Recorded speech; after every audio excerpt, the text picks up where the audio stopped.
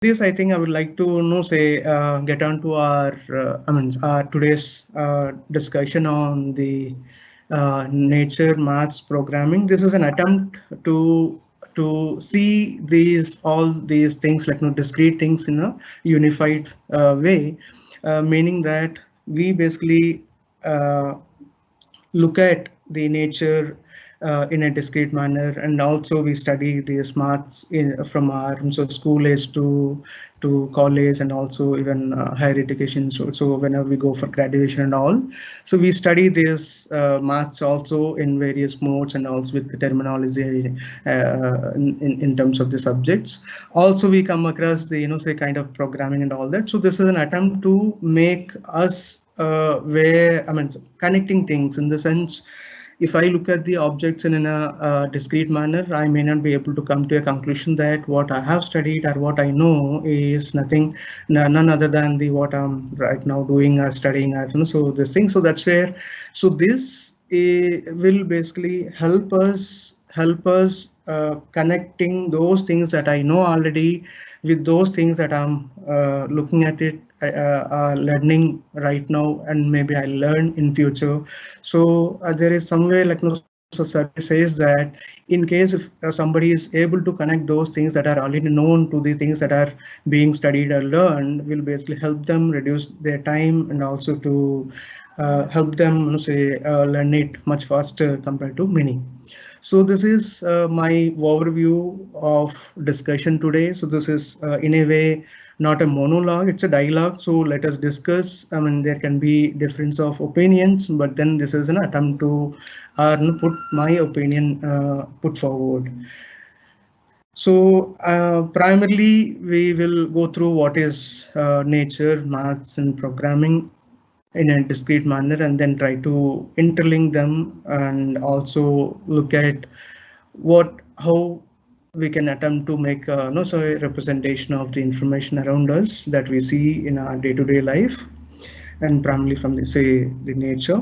Also inspired algorithms in the sense, and so looking at the natures, what kind of algorithms are say approach that we can look at in solving many of the practical problems, and also make an attempt to bring in the insight of developing a model. And at the end of it, so we'll end up with the computational tools, introducing maybe MATLAB. So with this, I think I'll get on to the actual content of today's webinar. So having said this, put this in objectives or outcomes that we would like to actually address, make an understanding and learning.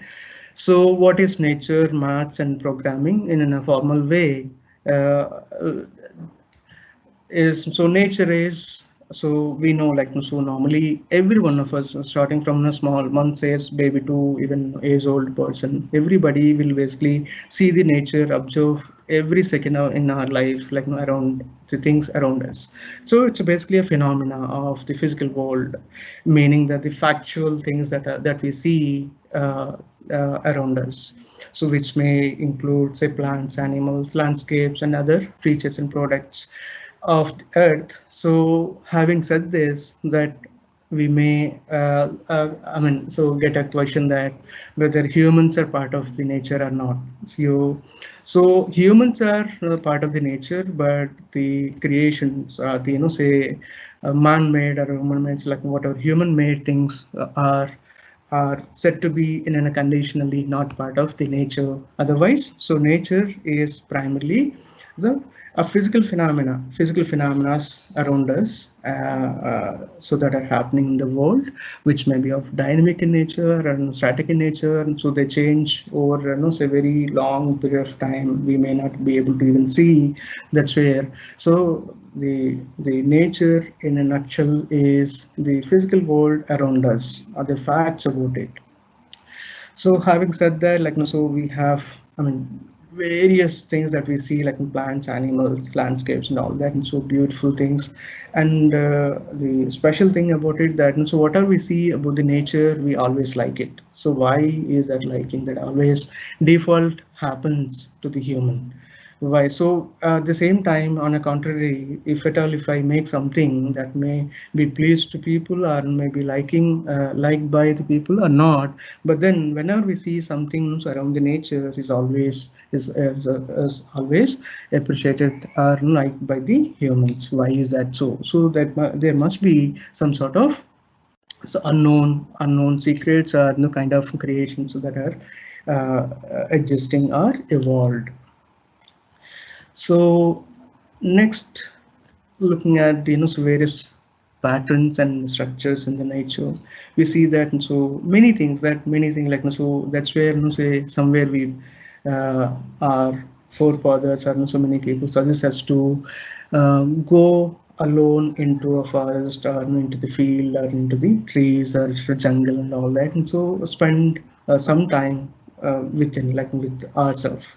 So that's where so maybe is there because we basically interact with them so number of people around us. So and so the influence or the kind of say the thought process provoked by the people around us is one way of learning. So another way of learning, if at all if there is or if we believe in that, and so understanding the nature. So nature has the entire knowledge of whatever the levels that we talk about. Maybe formally we now name it as Bloom taxonomy of 6 levels of knowledge and all that. But otherwise, so this is inherently and so present. I mean, so is present in the nature. So moving on to so I don't know. So this kind of question that comes up is that so in an interactive mode of delivery, we see that okay. I mean, so the chance to ask a question that who is he? So maybe so some of you can even unmute and no, say who is he?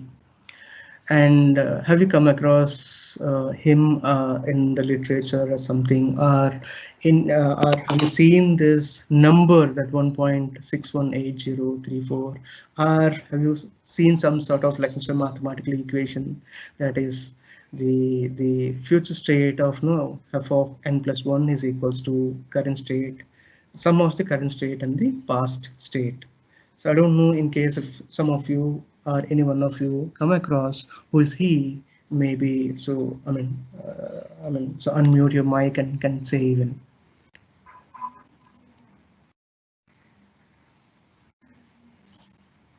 Fine. So anyhow, so he is none other than like so one of the famous Italian mathematician called Leonardo. Leonardo.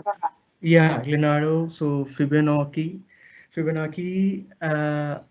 is one of the well-known Italian mathematician, and he basically observed the nature closely and came up with kind of series that is named after him called Fibonacci sequence or golden ratio. So that's where like so today's takeaway is one of this sequence. This has a lot of meaning to us in our day-to-day life, that whenever I make any construction, whenever I make say any artificial thing, do I see that the ratios of the edges, so length and breadth would come fall into the natural golden ratio of 1.618 or not, has a lot of meaning to it. So that's where like so a lot of research has been done on it uh, to basically see that why the nature exhibits this sequence or this ratio always in most of in its creations. So meaning that the Fibonacci series is something 0, 1, 1, 2, 3, 5, 8, 13, 21, so on and so forth.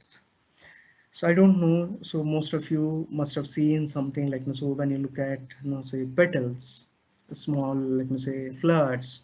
In a flower, we see the number of flowers in a branch, the number of petals in a flower, the number of seeds in a fruit, or number of slices in a fruit, so number of branches or stems at every level of a tree. So we'll always also fall into this particular sequence of numbers, whatever, like you say, the defined by the mathematical expression of f of n plus 1 is equals to f of n plus f of n minus 1, meaning that the number is always sum of the previous number, previous two numbers in a way. So when I see that, and so the number of say in a tree. So at different levels, we see the number of stems, right? And so either they are growing in nature, but no smaller in size, the number of leaves of any the stems, and so all these would basically default fall into this number, this sequence.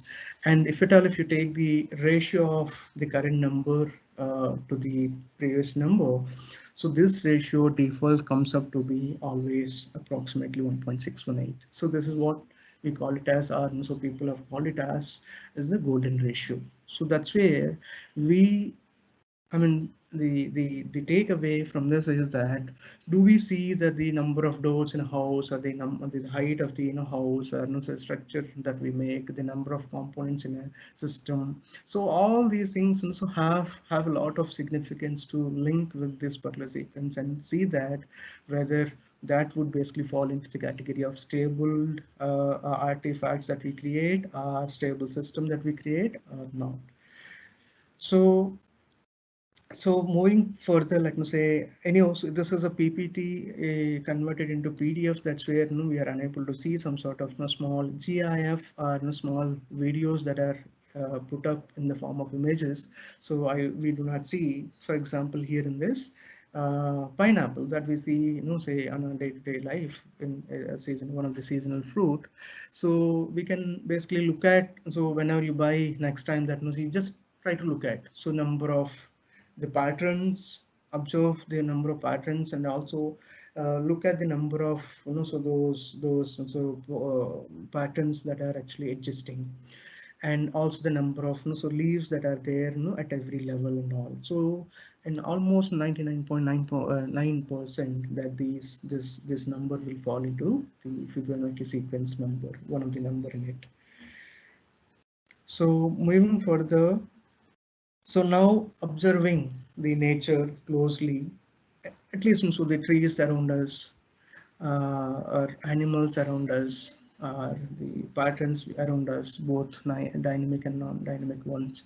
So the obvious questions comes up is that, okay, so what are those the patterns, about the patterns? So how do I make so these patterns are observe these, and so we observe so several patterns, and number of petals, stems, leaves, seeds, and all that. Maybe so we can make a small experiment in our, I mean, in our home itself, that whenever I buy, say, some sort of what do you call them? So maybe oranges, or where there are no seeds and all. So I can always count, and keep it that count, like so as a social experiment that we can always look at on.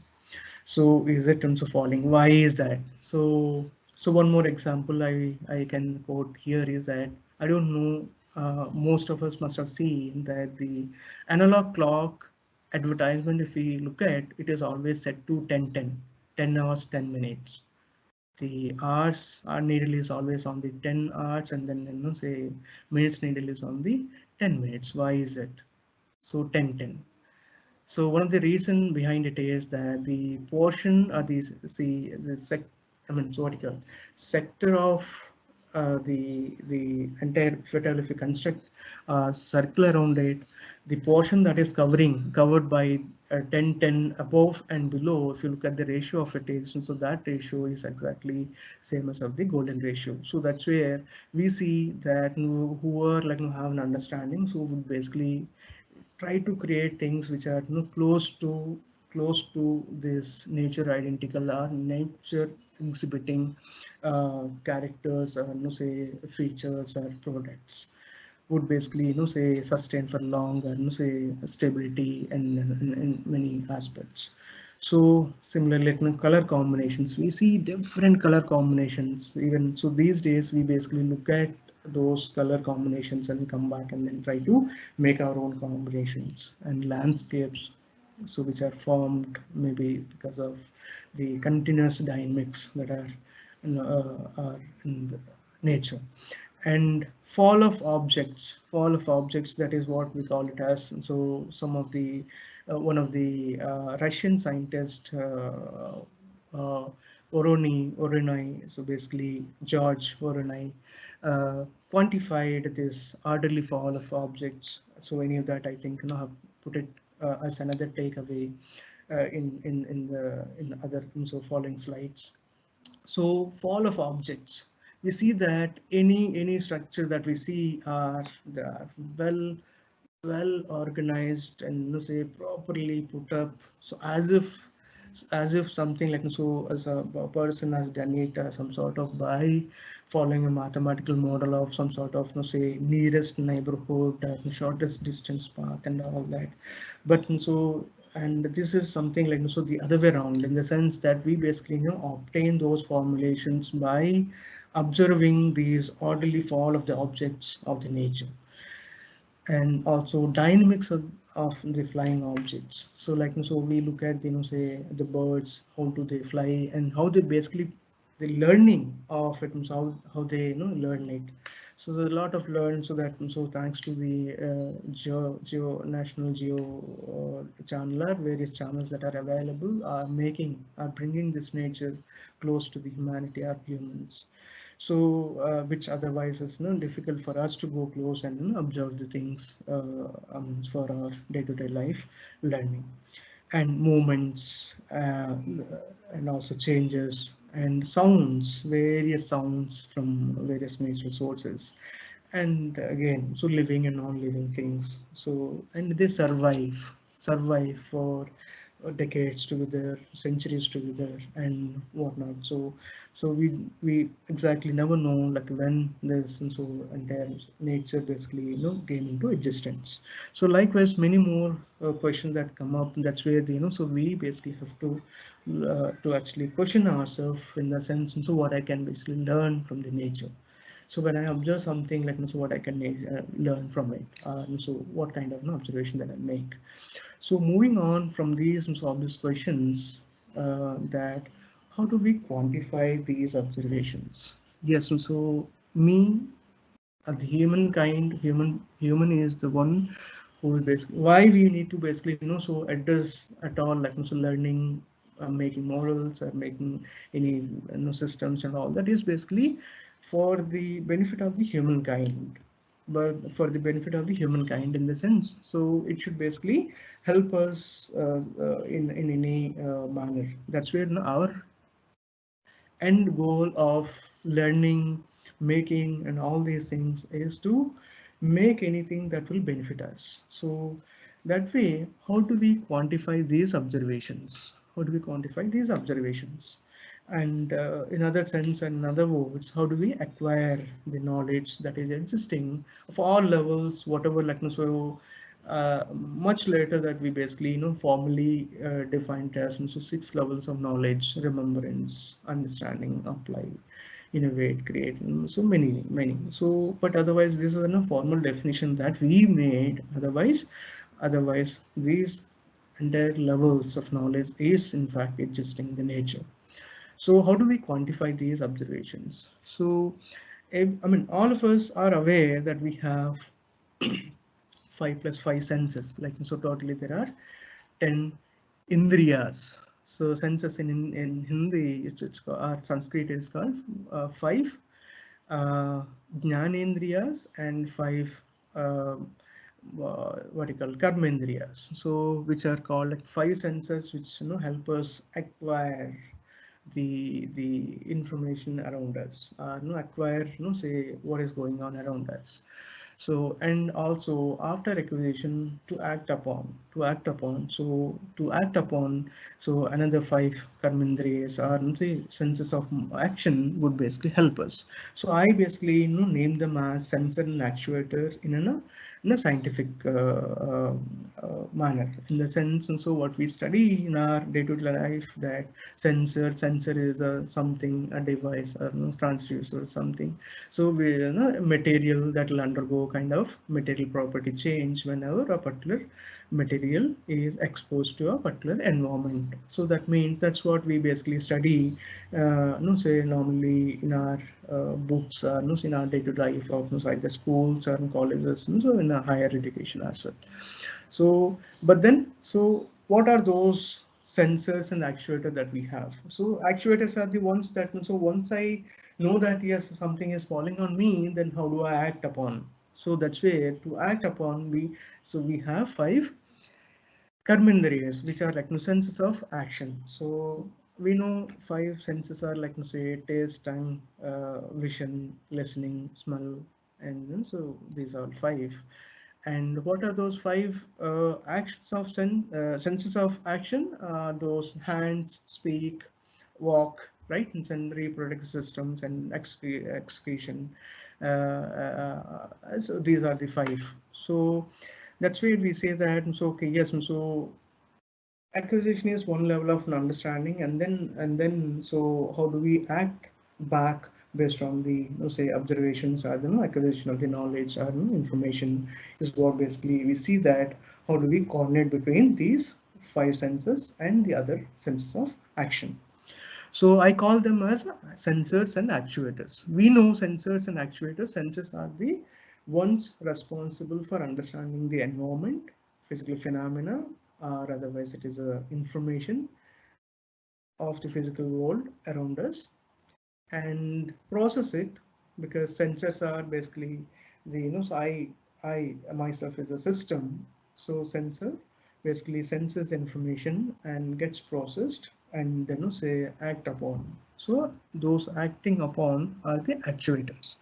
So somehow we when we create any artificial things upon observing the nature, we basically have to actually design the sensors and also actuators, and how to design, I mean, how to actually be the internal architecture of a system. That system should basically allow filter out or no sort amplify or no make summations and all that. So that we'll see little later, but then no, so the kind of connecting thing that no, we have some sort of no senses which basically help us acquire the knowledge and act upon so through our actuators. So how to make these artificial senses with a similar functionality?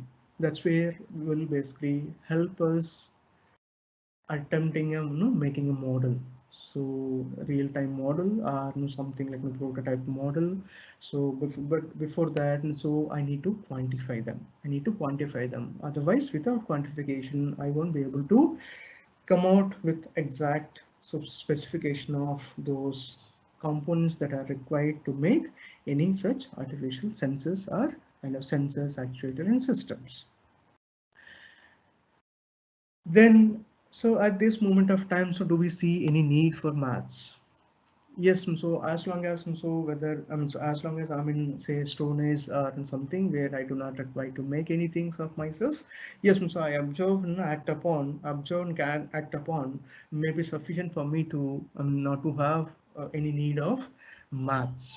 So right, so that's where but right now we are in the digital era. So digital era and the two industry 4, so industry revolution 4, right? And so we have basically crossed three revolutions and now we are at the fourth one. So anyhow, we'll see one slide about it.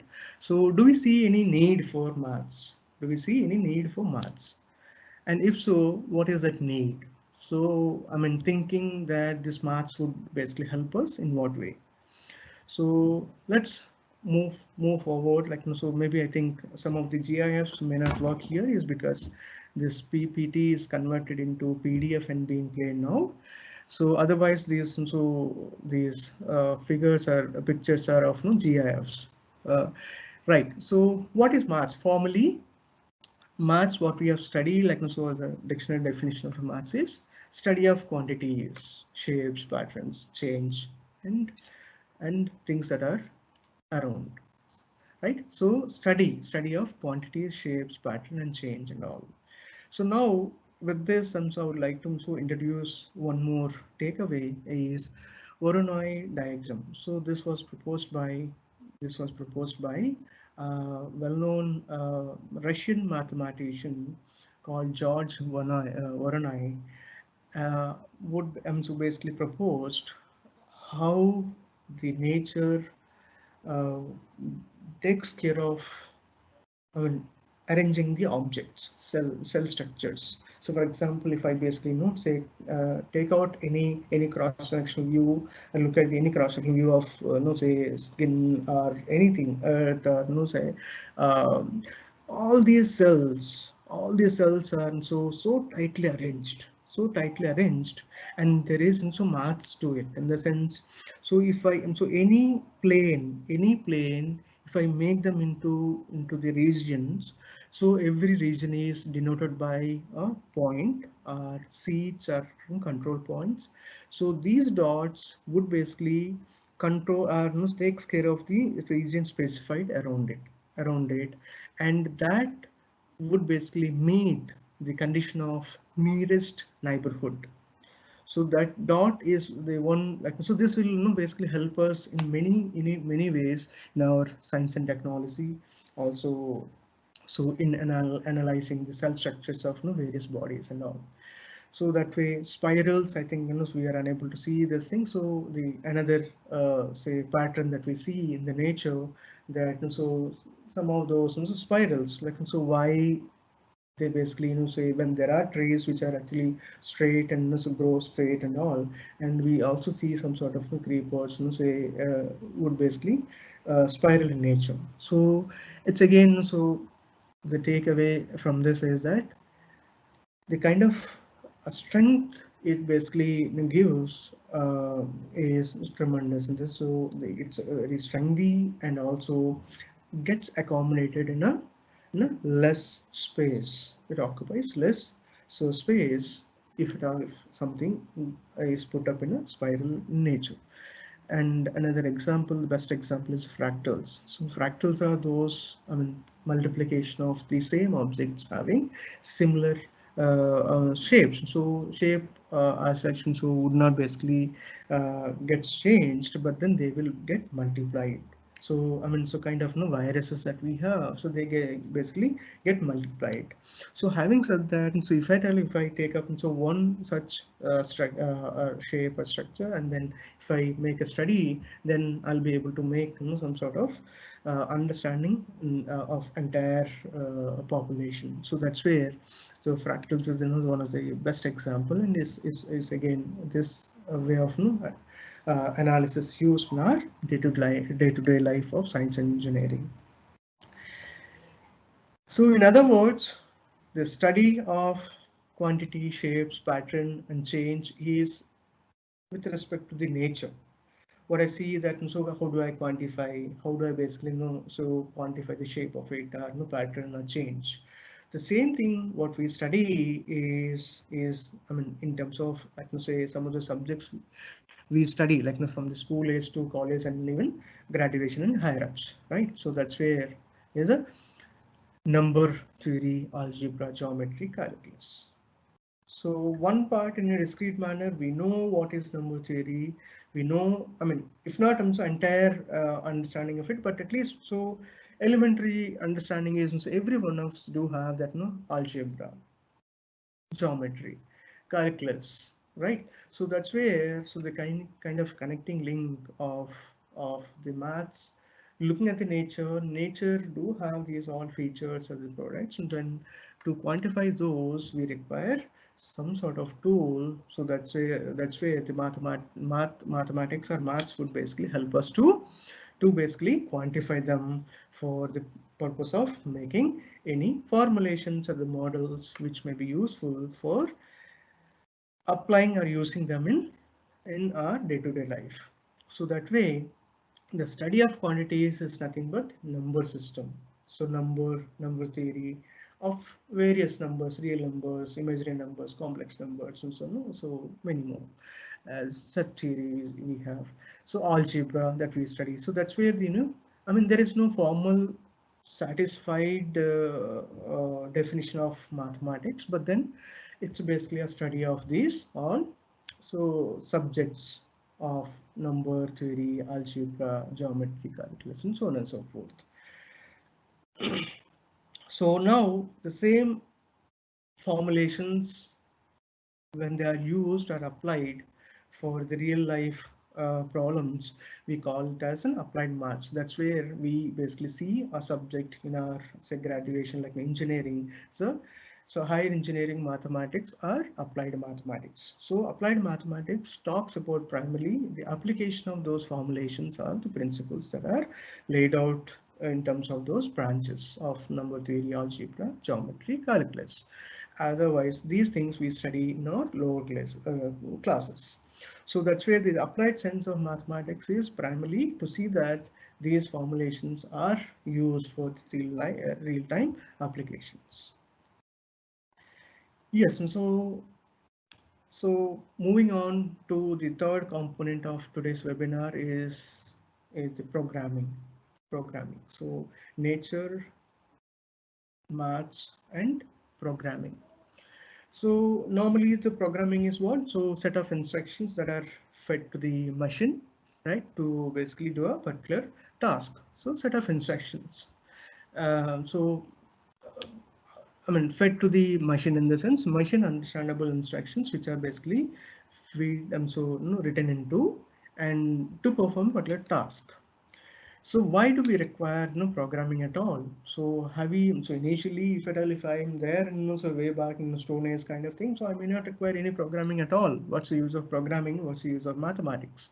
So now the kind of so revolutions, like industrial revolutions of so 1, 2, 3, 4, I mean if you look at, so we are basically moving from the full hardware to so no hardware at all.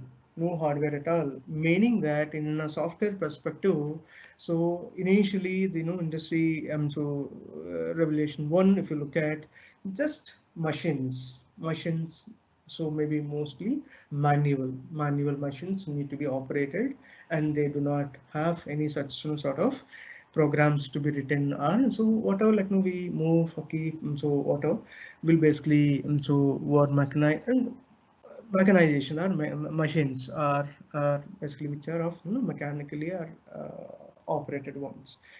Now next seen the era, what we have seen is them so further like so mass production and assembly line electrical energy. Yes, and so first revolution industry revolution is like so one was using other means of energy in the sense like steam energy and all that.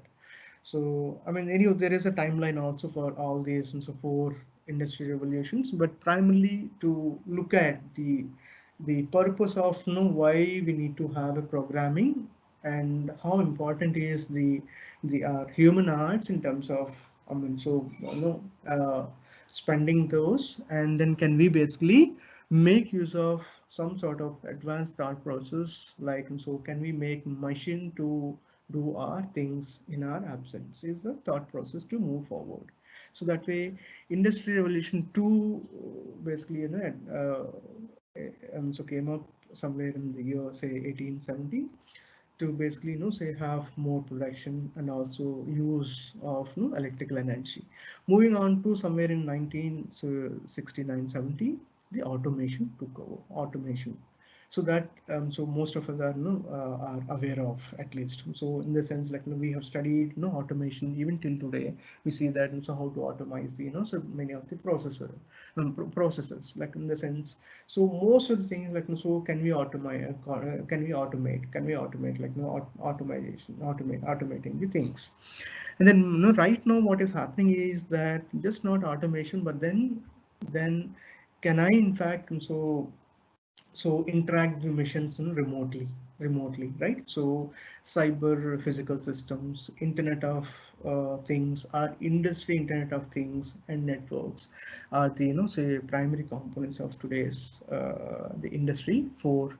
Even people are thinking that what is industry 4 forward, so what next in the sense like so this cyber physical systems are those smartphones, so having our I mean, having say computational features and they can communicate, can also control the processes. And so that's where the cyber physical systems or IoT or IIoTs and networks are the are I mean playing a major role in basically achieving the Industry 4 revolution.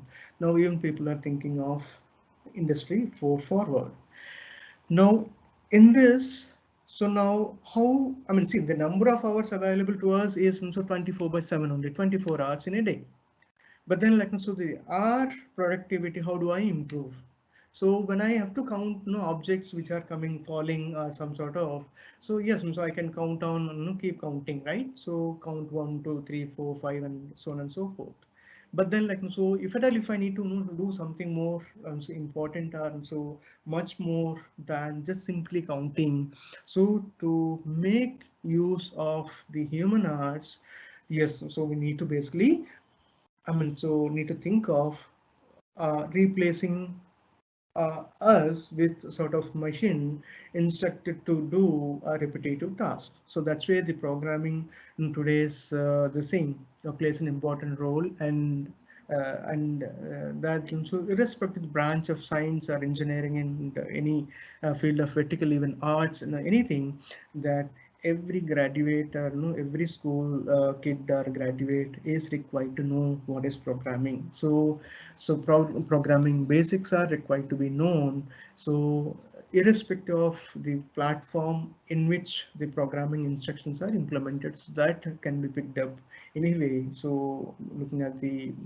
open sources available, that it is easy, but one needs to know the programming concepts of, like, so how do I create a loop for, say, to count, say, 100 times and see the result out of it, or no a continuous counting to be done as and when things happens.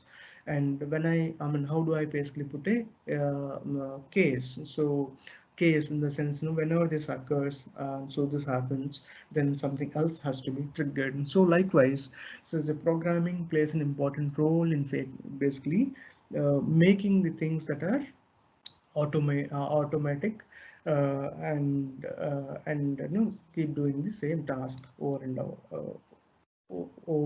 so over a period of time. So that's where, like, so the Industry 4 forward right now is in place, and it basically say requires thorough programming, in the sense customizing to most of the programming, like, these days is actually customizing things that are available or the models that are available.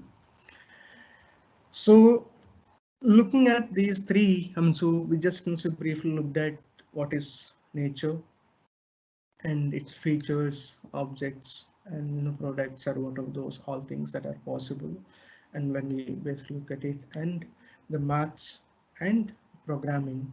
So now next is so after looking at all these things in a discrete manner, so can we look at in a unified view?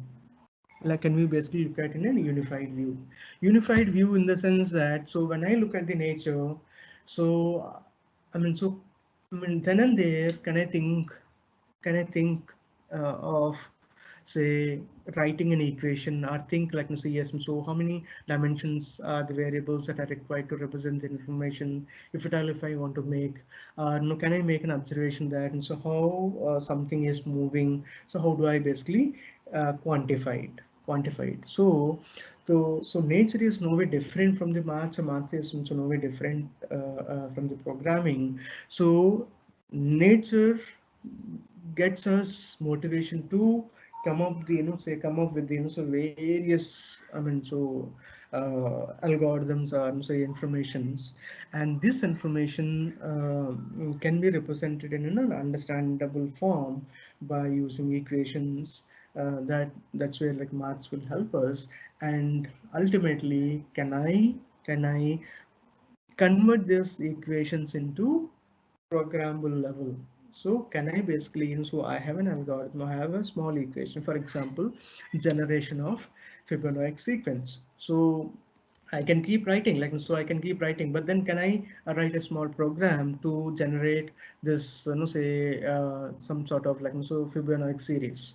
So something like, so based on the, say formula, so already made, is that something f of n plus 1 is equals to f of n plus f of n minus 1. So that way, unified view is that whenever I look at some observation around the nature, so should be in a position to think that what mathematical segment that I can use. For example, if there is something change is happening, say weather change is happening, so the change, I can actually use those concepts that are there in the calculus, right? Change, rate of change, partial derivatives, right? So derivatives, are integration, so that, right, we have all these things, and so we have studied. So but we know everything, but then like, but not seen in a unified view that, so these tools are existing for the purpose of actually quantifying those, or capturing those changes. So how do I do it? And get inspired to make something more usable, useful for the human. So that way, so one should always keep, so say trying to look at that. And so when I know something naturally evolved system, if I understand it fully, then I should say that in an analogous manner that I can make its model, or I can write its equation, because we know the say bits and bits of the say components, in the sense like, say, so when I throw a small stone into water, so I mean, so throwing I know, and then so falls at a so distance, so that I know, distance I know, and then so it basically say generates kind of wave, right? So it generates a sound. So these are those quantities that we need to basically understand, and these quantities can be written or represented into the mathematical small interactions of the input output, input, single input, single output, so interactions. So once I know that, so the say these dynamics of the nature can be, I mean, represented with simple one variable, single variable, whatever required, and these small input output relations, so can be for the used for implementing that system or whatever. That's why, like, so we need to look at in a unified way, in the sense, so when I know nature fully, I know that, so I can always so write in terms of the mathematical equation. So that I have this basic maths, and this basically so represents those changes or what patterns or whatever. And at the end of the day, it's my skill sets. How do I basically convert those mathematical equations into programming? So this is another skill set that I should see. It's not that the programming is way different from the maths, so but it is basically a mathematical set of equations needs to be written in a machine understandable form. So after looking at the so unified view of nature, maths and programming, so moving on to the mathematical representation of information around us. Yes, and so now it is in a way, I mean, to some extent it is convinced that we need mathematics to observe and quantify those things to make any systems, right? So this mathematical representation of information around us introduce us to the branch of signals and systems. Signals and systems. So signal is basically is nothing but information, piece of information that is always represented as a set of so data elements, set of data elements. Like for us to understand today, we see so there is a big branch of data science, data scientist. What they do, so they basically do not. So they basically do, I mean, so kind of analysis around these data elements that are available to them in a digital format, in the sense, so there is some sort of like say how do they basically get this digital data. So this digital data format is so digits, like discrete values are available. So maybe the data may be of very huge, 1 million data elements, and so 10 million so data elements and all that. So how to manage those data elements to extract the required information from those is what basically these days so is very much popular branch of data science comes into picture. So for that we basically depend on AI, ML and all that. So now basically so this is no way different from our basic understanding of signals and systems. So signal is nothing but signal. Okay, did I get a signal? Okay, what does it mean? So signal is nothing but a mathematical representation of a physical phenomena in terms of a data elements. So today's temperature variation morning to evening.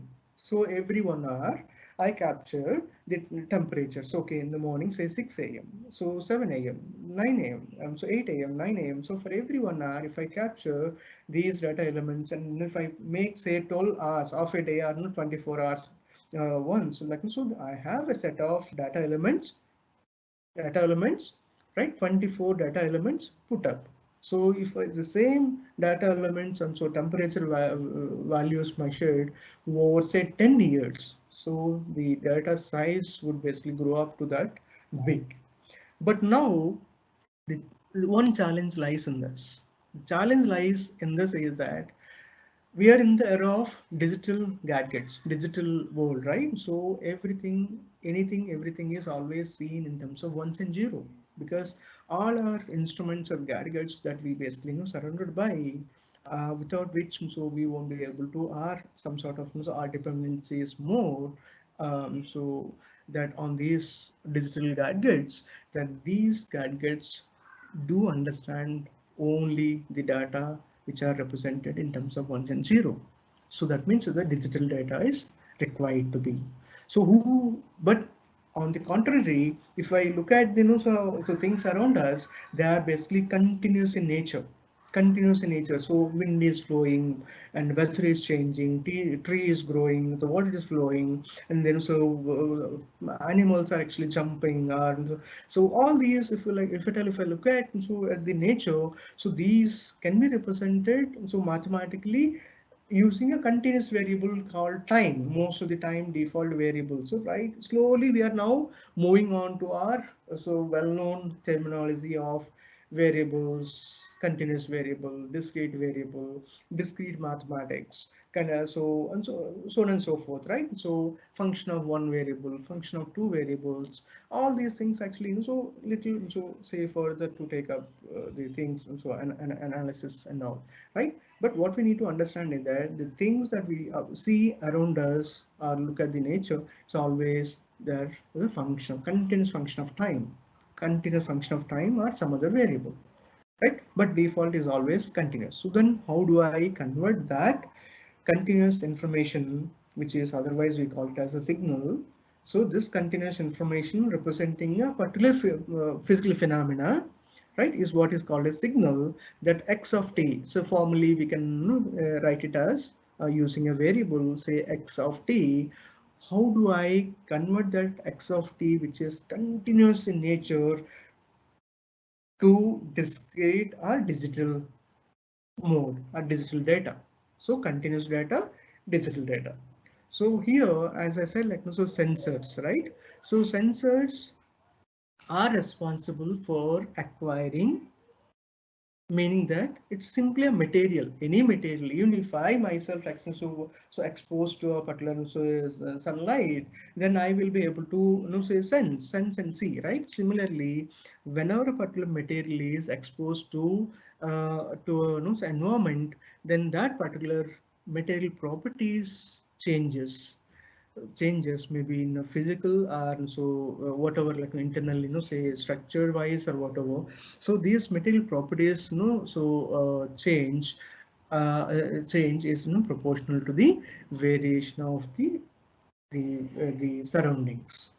So whenever there is a temperature variation, so that will basically affect, if at all, if it is something temperature sensor, right? So the material property in terms of maybe resistance or so whatever would basically change. So that change in the material property should be calibrated in terms of the so surrounding change. So that's where the sensor would basically be developed, and then accordingly that converts the, say, unmeasurable form to a measurable form, so of mostly an electrical in terms of either current and voltage. So are the, say, normal accepted, globally accepted parameter, I mean, so vertical form of information.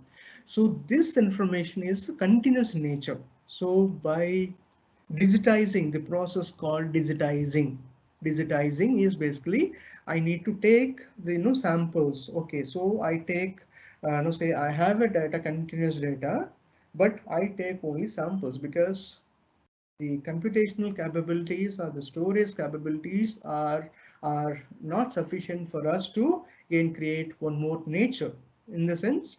So all that information in a continuous manner, if I capture, would basically be of, that, so that big in terms of size and whatever the, complexity. So we are in a way handicapped to handle that huge amount of data. So that's where we basically, by using the digitization process, we basically take only samples from the continuous data, and these samples are converted.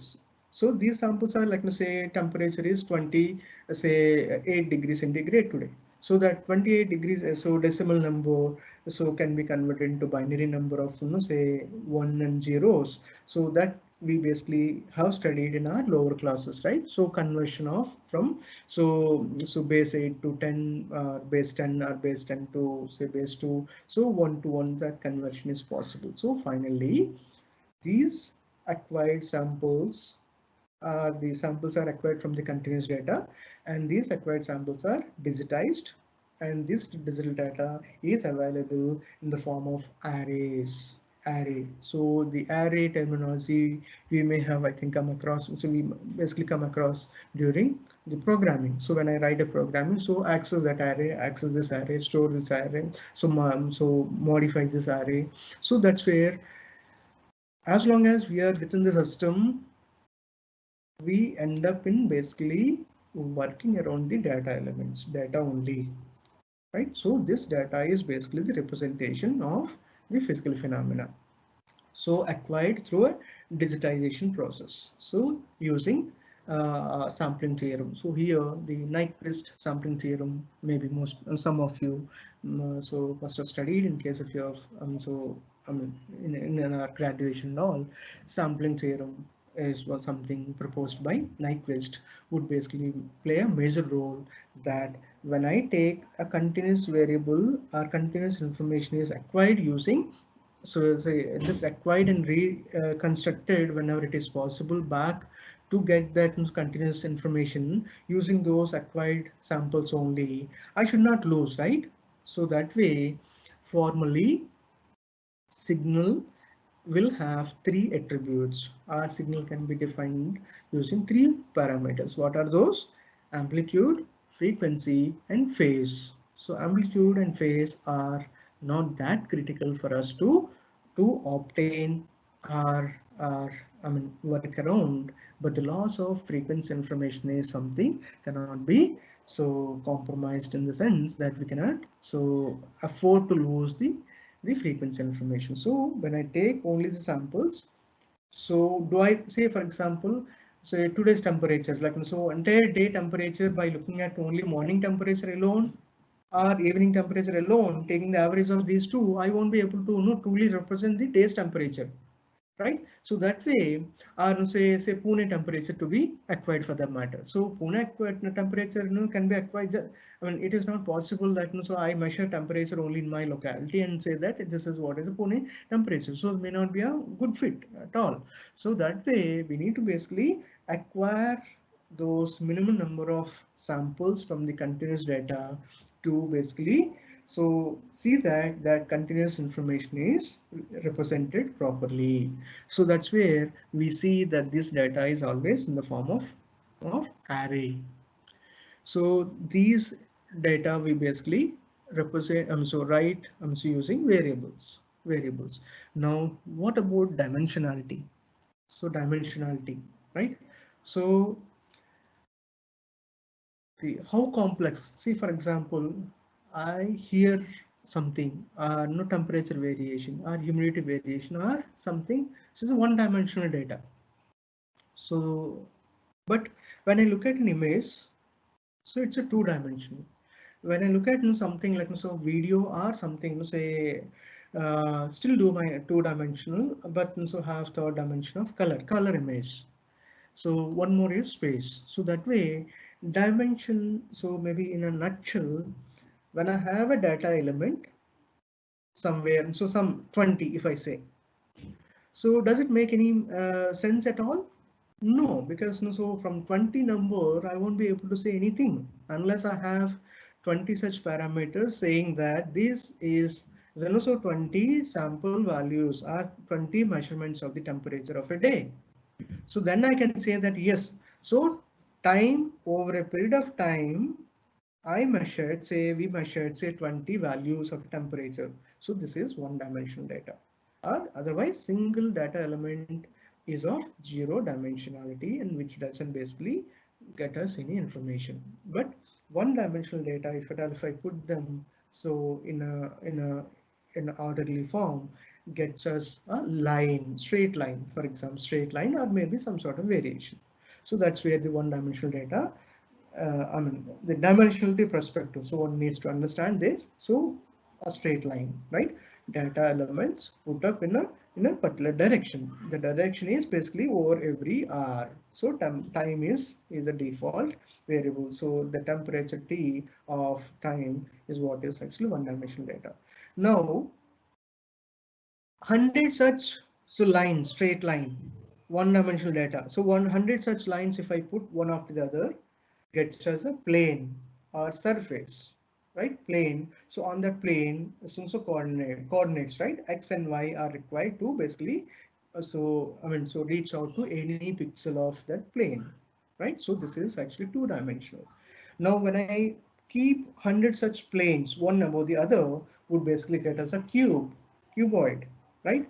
Cuboids. Okay, so one on this floor, no, one more on say one more on that say surface. So like that, if I keep say 100 such planes one above the other, would basically get us length, so breadth and also height. So it's a three-dimensional data. Now, when I refer some other cuboid, say for example, some other, so in this apartment, so this is one particular so room, and referring to this, I basically referring to one more in somewhere in the third floor or fifth floor, whatever, right? So the relative position of that cuboid referring to this would basically so require one more variable. So right, that is actually so what you call so fourth variable. So likewise, the dimensionality would basically help us define that how many such parameters do I need to consider while I mathematically represent the physical phenomena that are happening in the nature. So, so the minimum number of dimensionality. So there is again the same thing maybe in our own language these days. Like so, we use features in a machine learning. Features, right? So number of features. So maybe in machine learning prediction or say kind of classification or maybe machine learning. So maybe tomorrow, so what will happen, like how will be the weather, right? So to predict more accurately, we require to add many more features, right? These features are nothing but those dimensions of the information of a particular phenomena, right? So that are observed. That is observed. That's why like the features and so selection. Now there is a way technically principal component analysis PCA. So some of you must have come across that in PCA, ICA. So using these various mathematical tools, one can extract the number of prime features of particular information. So in that, so yes, there are 20 principal components, features. So would I basically go ahead using all 20, or will I basically, because complexity increases, right? When I basically make, and so y is equals to mx plus c, so x is only one variable, so based on that the other constants m and c, y can be calculated. So simply so I will be able to find out the linear relationship between x and y. But then same y, if at all, if it is depending on 20 such other parameters. So how complex is that? So that's why, like, in an interactive way, our conventional methods are unable to form the input output relationships, right? So that's why these days we basically depend on, so go ahead with them, so machine learning, neural networks or whatever. So machine learning is that, so so I mean, so forming in a trial and error method, forming a proper or satisfied input output relations. So there are 20 inputs.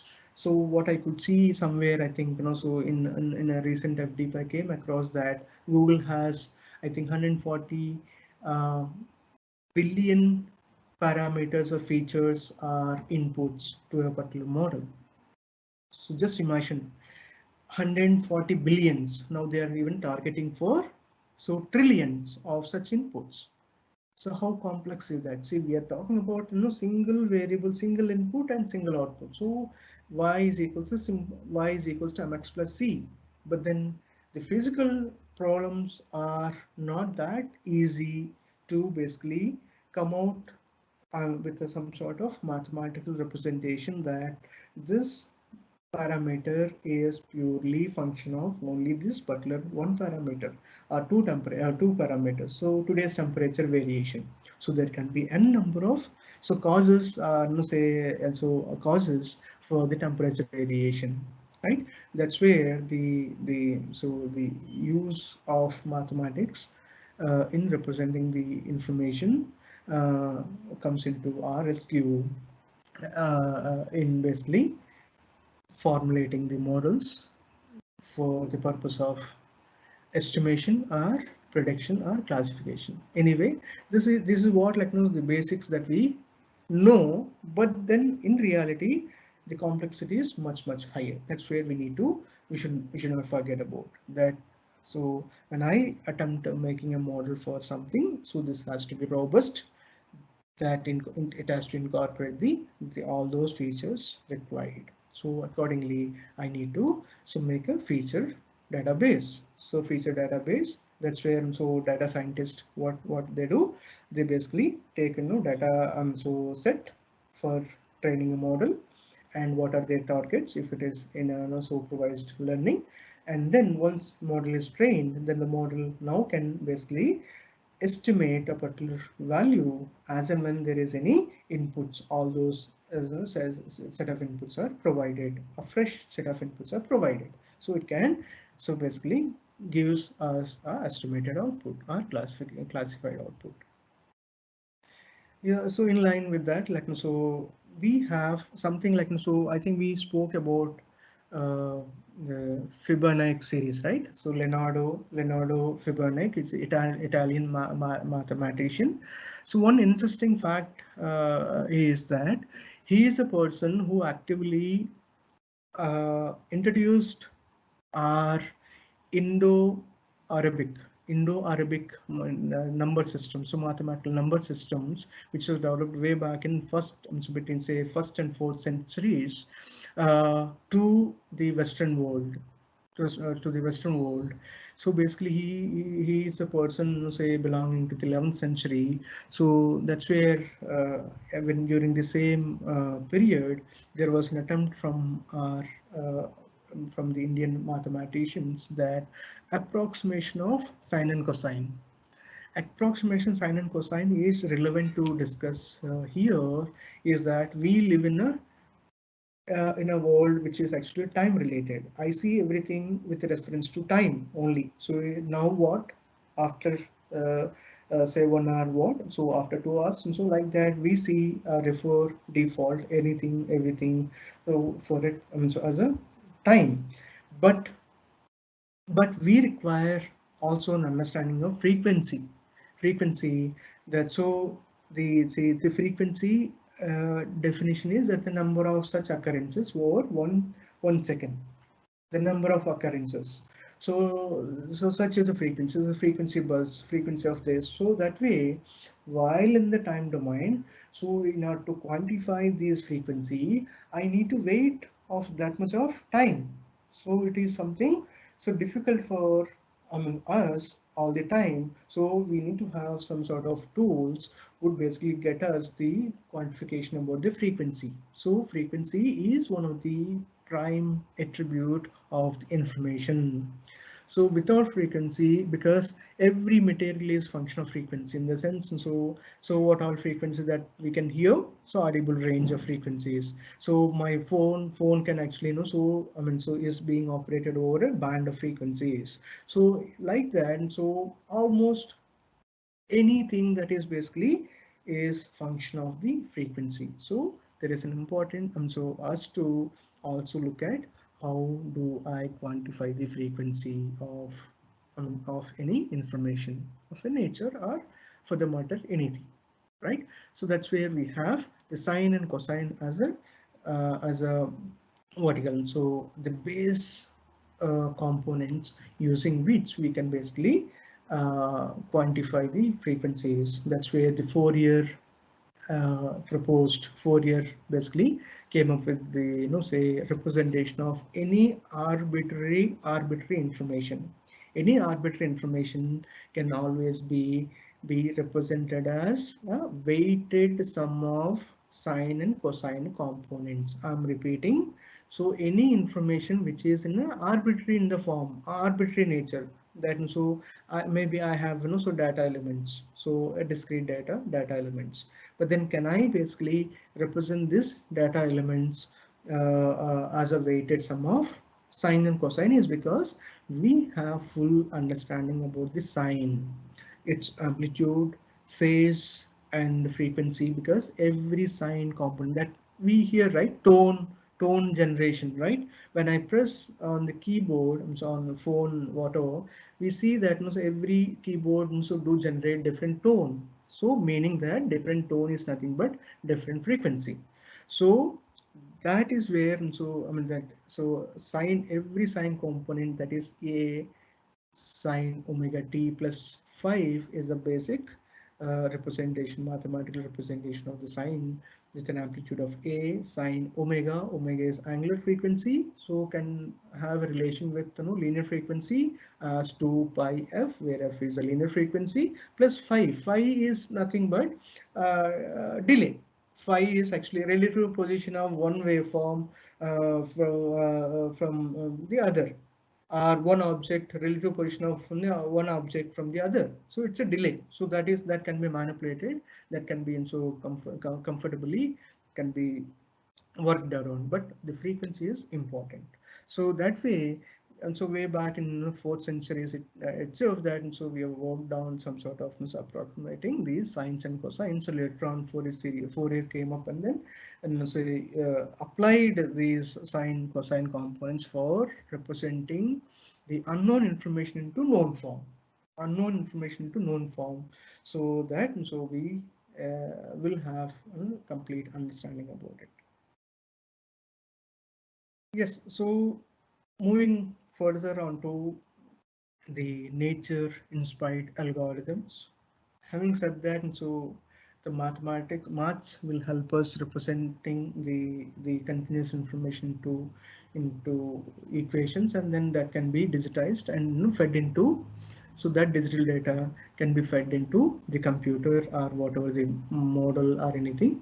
So that dimensionality, that information can be one-dimensional array or two-dimensional array, or so any n number of dimensions. So maybe I think so what I can, our brain can basically so read up to 4th dimension, not beyond. There are other what you call dimensional theories which basically talk about so 28 dimensions and 11, 10 and all that, but then primarily our brain can basically so go up to 4th dimension, 4 dimension or 4th dimension.